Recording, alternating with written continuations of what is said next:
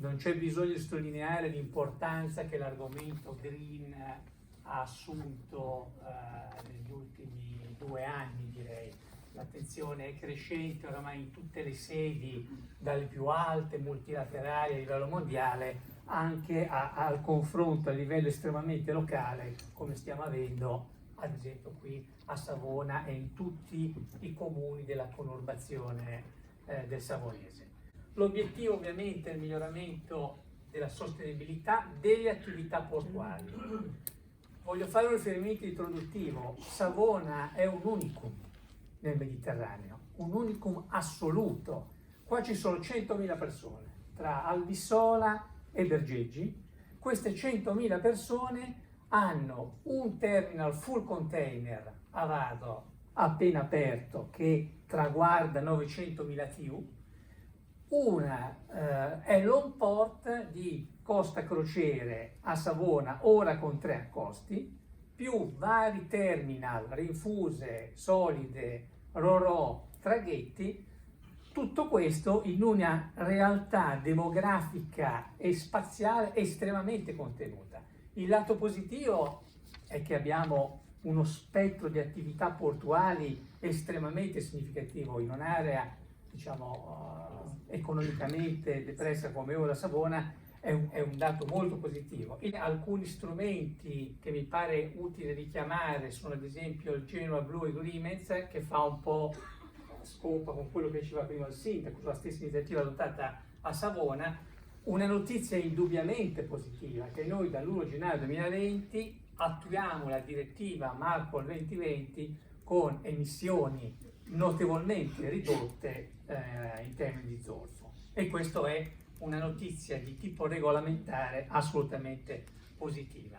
Abbiamo approvato a livello di autorità di sistema, era un obbligo normativo ma anche di obiettivi dell'autorità di sistema, il documento energetico ambientale del sistema portuale.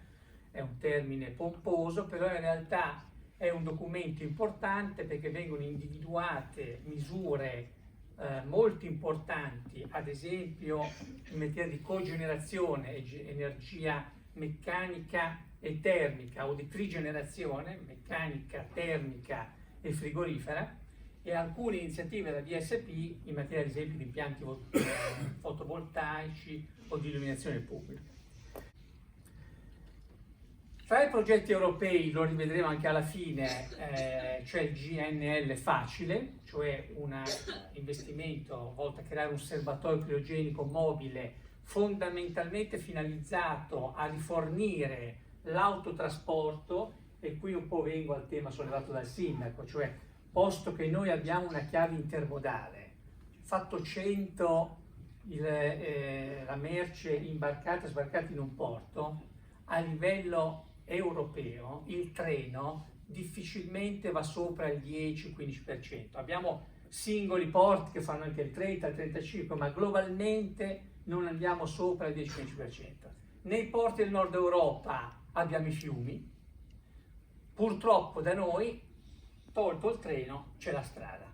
Quindi il tema sollevato dal sindaco è molto rilevante, dobbiamo ridurre ovviamente questi camion, ma io credo molto anche nel rendere meno inquinanti i carburanti che usano i camion. Quindi sono 2 fronti che dobbiamo tenere uniti. GNL Facile è una di queste.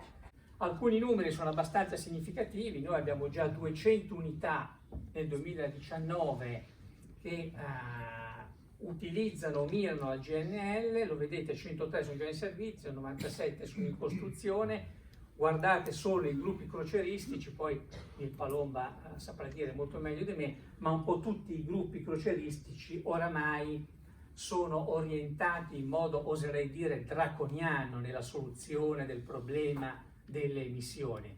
Non credo che siamo di fronte ad atteggiamenti di semplici buone intenzioni. Direi che siamo di fronte alla piena consapevolezza che le navi in porto non devono più inquinare.